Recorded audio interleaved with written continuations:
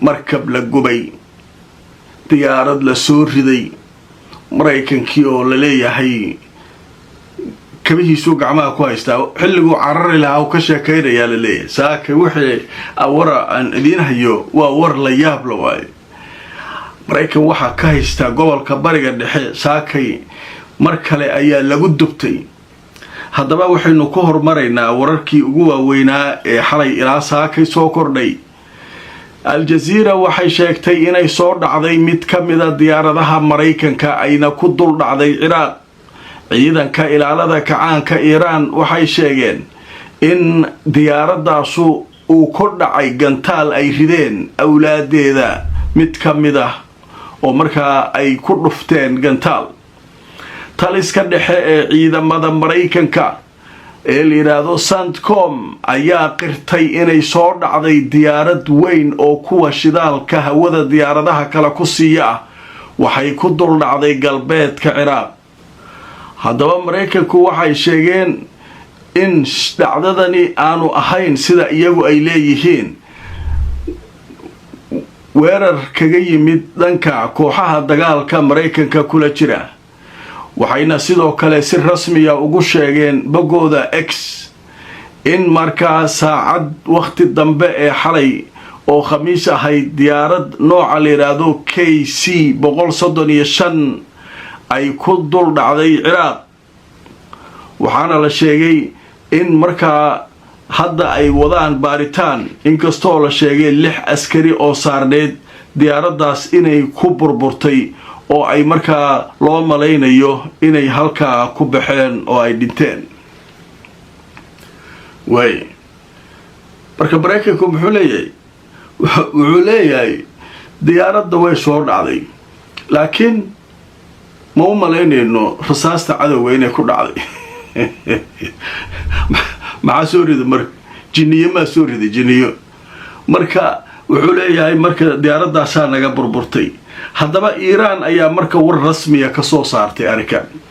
haddaba waxaa leeyahay bayaan rasmiya oo ay soo saareen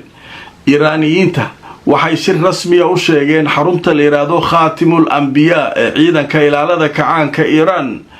in diyaarad maraykanka uu leeyahay lagu soo riday galbeedka ciraaq kadib markii uu ku dhacay gantaal kooxaha muqaawamada ee taageersan iiraan ay markaa la heleen waxaana ay xaqiijisay iiraan dhammaan askartii la socotay diyaaraddaas inay halkaa ku dhinteen waxay sheegeen iiraaniyiinta ilaa 7 askari oo maraykan ah in weerarkaasi ay ku dhinteen dhanka kale wakaaladda wararka ee Reuters ayaa iyaduna waxay sheegaysaa in markaa tirada askarta ay sheegteen maraykanka dhaawaca ah inay gaarayso ilaa 150 askari oo maraykan ah inay ku dhaawacmeen halkaas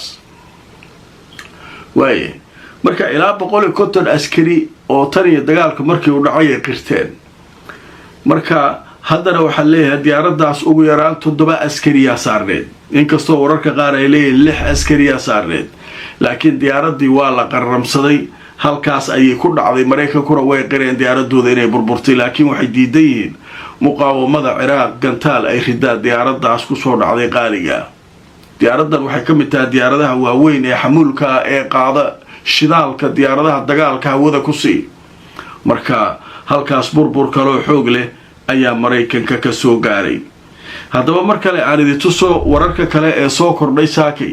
ciidanka ilaalada kacaanka iiraan waxay sheegeen in ciidamada maraykanka ay tahay inay isaga cararaan oo ay ka tagaan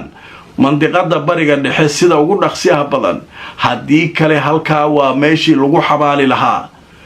ciidanka ilaalada kacaanka iiraan waxay sheegeen saakay war-saxaafadeedkii ay soo saareen mawjadii 43aad ee weerarada gantaalaha ah in ay ku weerareen deegaano ay ka mid tahay qudus dhankeeda galbeed talaabiib iyo iilaad waxay sidoo kale sheegeen inay bartilmaameedsadeen saldhigyada maraykanka uu ku leeyahay manama iyo arbil iyagoo isticmaalaya gantaalo iyo dronis difaacaadka hawada ee markaa muqaawamada ciraaq ee awlaadda iiraan ka tirsanna waxay ku guulaysteen inay soo ridaan diyaarad kuwa shidaalka diyaaradaha hawada ku siiya ciidamada Maraykanka ee ku sugan mandiqada waa inay degdeg uga baxaan haddii kale Iiraan waxay tiri halka ayaa lagu xabaali doonaa meel kasta oo ay galaan oo ay ku dhuumanayaan sida hoteelada iyo godadka dhulka hoostiisa waxay sheegtay Iiraan inay uga daba tagi doonto sheeko waa soo kululaanaysaa macalinka weyn waxba haysta waa yaaban yahay afkii baa juqda galay ma maqash marka sheekadu halkaasay horta joogtaa saaki weli warkow nooma dhinna war nooma harin war weli waa noo harsan yahay warka soo socdaa ka daran intaan hadda idiin soo gudbiyey oo saaki dhammaantood ah wararka miiska noo saaran haddaba marka aan idin tuso mar kale taliska dhexe ee ciidamada Maraykanka waxay beeninayaan sheegashada ciidanka ilaalada kacaanka Iiraan inay bartilmaameedsadeen markabka la yiraahdo New Colonel haddaba waxay sheegeen inaanu jirin weerar uu la kulmay markabkaas sida ay sheegayaan Maraykanka marka ciidamada Maraykanka maxay u dhahayaan markabkaas waxba ma gaarin Iiraanna ciidankeeda ilaalada kacaanka waxay leeyihiin markabkaas markaan qabanay nagtaa ka saaran qadkii uu soo galay awal uu cararay uu soo galay nagtaa laga saaray kii kalena xalay waatii uu gubanayay kii weynaa Gerald Ford kii la dhahay midkan Abraham Lincoln la leeyahay asaguna waa qabanay waa garaacnay Maraykanka waxay dhahdeen been waaye lama garaacin laakiin waxaa ka shifaya Al-Jazeera imtixaan waaye warbaahintii Maraykankaaba keentay waxay leeyihiin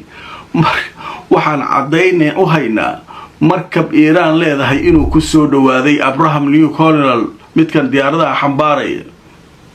kadibna uu rasaas huwiyay rasaasu ma jirto meesha rasaas waxba ka qaadaysa gataalaha kulli lagu riday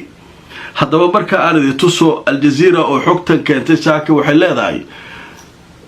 warbaahintu waxay sheegeen markab Iiraan ay leedahay inuu ku dhawaaday markabka weyn ee la yiraahdo New Colonel waxaana la sheegay CBS News ayaa sheegtay mas'uuliyiin Maraykan in markaa laga soo xigtay in markabka Iiraan ay leedahay uu ku dhawaaday markabkaas diyaaradaha xambaara waxaana la sheegay in markaa rasaas lagu furay oo rasaas halka markabka weyn looga furay ayay leeyihiin marka meeshaas iyaduna muruna ka taagan waxaa leeyahay markabkaas waxba ku dhacay kuwana waxay leeyihiin waxba kuma dhicin warbaahintii Maraykankuna waxay taagan tahay markabka waxba lagu riday markab kale ku soo dhawaaday marka sheekadu halkaas iyaduna way ka qasan tahay oo wararkii ugu waaweyn ay ka mid tahay weli waxaynu ku jirnaa akhbaarta iska soo daba dhacaysa saakay dagaalka Al-Jazeera waxay goordhow qortay ciidanka ilaalada kacaanka Iiraan waxay sheegeen inay bartilmaameedsadeen ciidamo iskugu yimid wadada la yiraahdo dariiq Sheikh Zayed ee dalka Imaaraadka wakaalada Tasniim ee ay leeyihiin ciidanka ilaalada kacaanka Iiraan waxay sheegtay in ay bartilmaameedsadeen ciidamada Iiraaniyiinta ciidamo Maraykan ah oo ku sugnaa dariiqa la yiraahdo Sheikh Zayed ee dalka Imaaraadka ku yaala waxay sheegeen inay bartilmaameedsadeen goob markaasi ay joogeen ciidamada badda Maraykanka qaacidada la yiraahdo ama saldhigga la yiraahdo Ad-Dhufra ee Imaaraadka ku yaala waxaynu sidoo kale bartilmaameedsadeen saldhig Maraykanka uu ku leeyahay airportka la yiraahdo Mataar Ahmed Al-Jabir kaasoo ku yaala isaguna dalka Kuwait inay ciidamadaasu ay garaaceen marka halka iyaduna xaaladu halkaas ay joogtaa waxaa la raadsanayaa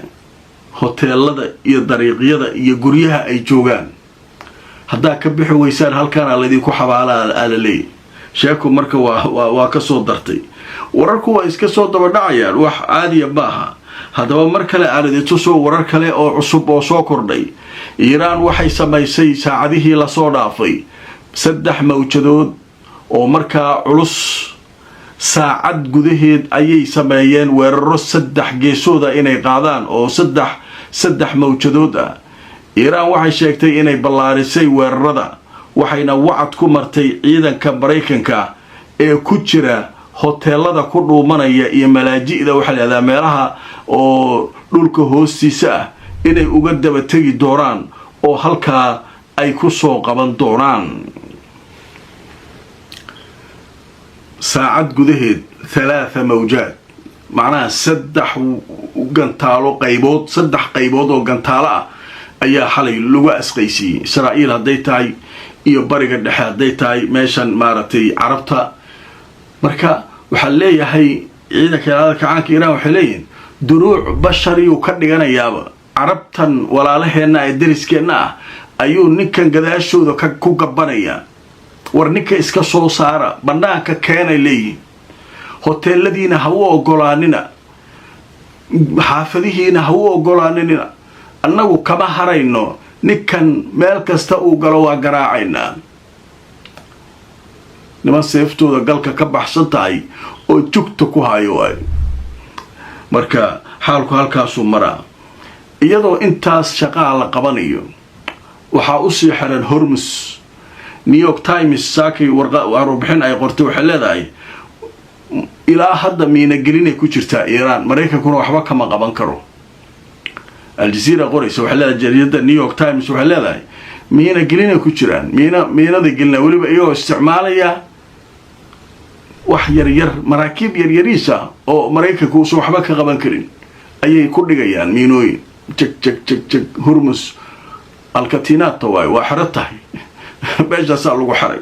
sheekadaas marka halkaas maray war kale oo isagana hadda soo dhacay aydaan idin dulmaro waxa leeyahay ciidanka ilaalada kacaanka Iiraan waxay sheegeen inay wali haystaan qaybo kale oo horumarsan oo gantaalo ah oo aysan wali isticmaalin. la taliyaha ciidanka ilaalada kacaanka Iiraan ayaa wuxuu sheegay in Iiraan ay wali u harsan yihiin sawaariikh aanay wali isticmaalin awooddoodana ay ka weyn tahay kuwa hadda la isticmaalay. waxaana diyaar u nahay yiri xarbun tawiila al-amad waligiis dagaal soconaya diyaar u nahay waqti kooban xataa ma alaab ka culus noo sii xareysanay wali. wallahi meeshaan Mareykankii wara haysta war markaas waxa hadda soconaya waxa meesha ka dhacay waa yaabaysaan.